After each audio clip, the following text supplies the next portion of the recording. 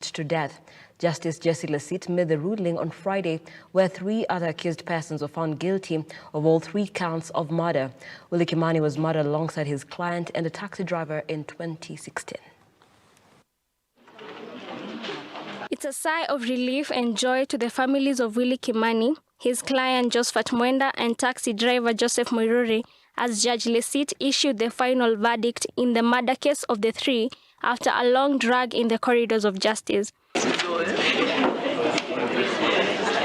It is a ruling that comes after a total of 117 exhibits, 46 prosecution witnesses and 34 defense witnesses were presented in court during hearings. Issuing her ruling, Judge Lasit sentenced Frederick Leliman to death, Stephen Cheburet to 30 years in prison, Sylvia Wanjiku 24 years in prison, while the informant Peter Ngugi received 20 years in prison as punishment for being involved in the murder of the 3. The first accused is sentenced to death in each of the 3 counts. The death sentence in counts 2 and 3 are held in abeyance.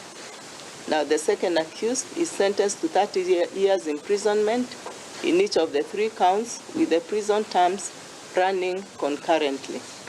The third accused is sentenced to 24 years imprisonment in each of the 3 counts, with the prison terms running concurrently. The fifth accused is sentenced to 20 years imprisonment in each of the 3 counts, with the prison terms running concurrently.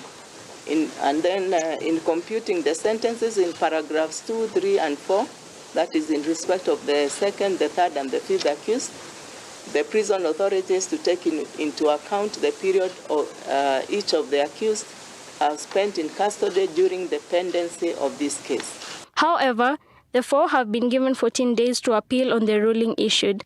The bodies of Willie Kimani, his client, and a taxi driver were found after they had been dumped in Oldonyo Sabuk River in Machakos County. Kimani, Mwenda, and their taxi driver Joseph were last seen on 23 June 2016 at a police station. The sentencing has been welcomed by Amnesty International and Law Society of Kenya, saying it is a new dawn and a step to the right direction in dealing with police brutality and extrajudicial killings in the country. Kimani was defending motorbike taxi driver Josephat Mwenda, who had accused policeman Frederick Leliman, one of the 3 officers found guilty, of shooting him for no reason at a traffic stop in 2015. Phoebe Wangombe, Look Up TV. Thank you, Phoebe, for that report. And